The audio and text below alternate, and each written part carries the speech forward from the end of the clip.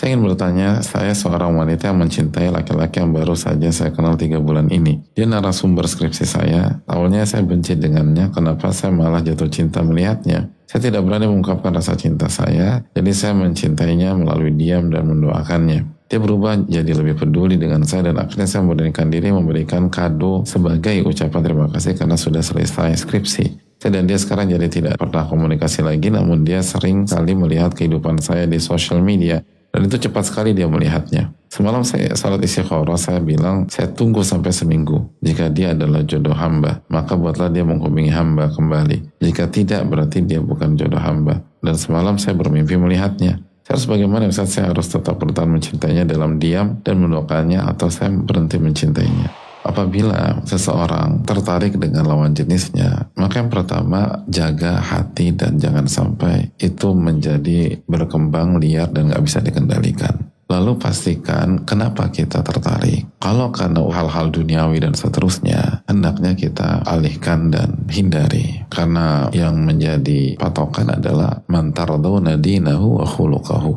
Apabila ada seorang laki-laki datang yang engkau ridho agama dan akhlaknya, maka nikahkan putrimu dengan dia. Jadi kalau bukan karena agama dan akhlak, maka disarankan untuk mencari yang lain. Atau tertarik dengan laki-laki karena agama dan akhlaknya, tapi secara syariat nggak ada solusi untuk saat ini. Atau untuk selama-lamanya. Kondisi hari ini kan macam-macam. Bisa jadi ada orang tertarik dengan mahramnya gitu. Na'udzubillah. Ya nggak bisa, itu udah forbidden, pintu ketutup. Atau seseorang wanita tertarik dengan laki-laki tapi sudah beristri dan istrinya 4 misalnya. Udah nggak bisa. Adapun jika faktornya agama dan akhlak, yang kedua, pintu solusi itu terbuka, yaitu pernikahan. Opsinya adalah tempuh jalan yang sesuai dengan syariat, sesuai dengan sunnah Nabi SAW, dan hindari cara yang tidak sesuai dengan syariat atau dilarang oleh syariat atau tidak ada contohnya dari Nabi SAW.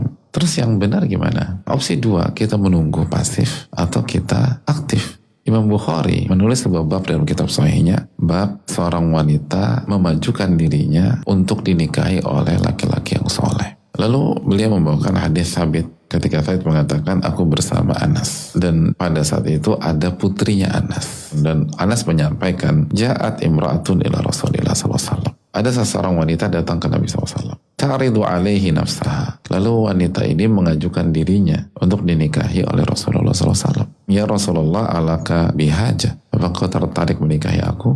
Lalu ketika mendengar itu, putrinya Anas nyeletuk. Ma'aqallah haya'aha. Alangkah sedikitnya rasa malunya. Begitu anak perempuannya Anas mengomentari, diluruskan oleh bapaknya. Hiya khairun minki. Wanita itu lebih baik daripada dirimu. Ragibat fi Rasulillah SAW. Karena ia menginginkan Rasulullah SAW. Dan dia sampaikan dengan cara yang benar. Terhormat, gak rendahan, gak haram, dan seterusnya. Dijelaskan Al-Hafidh Ibnu Hajar. Dari hadis ini menunjukkan bahwa diperbolehkan wanita mengajukan dirinya kepada laki-laki. Dan bolehnya memberitahu laki-laki tersebut bahwa apa isi hati wanita tersebut. Keinginan dia dan rogbah rasa wanita itu kepada laki-laki. Dan Ibnu Hajar mengatakan, dan tidak ada celaan dalam masalah itu.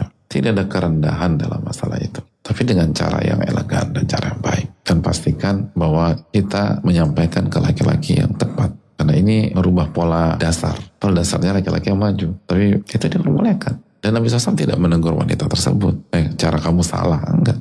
Jadi nggak harus opsinya tuh nunggu atau mencintai dalam diam dan seterusnya. Dan akhirnya jadi fitnah. Lebih baik itu disampaikan. Tapi dengan cara yang elegan.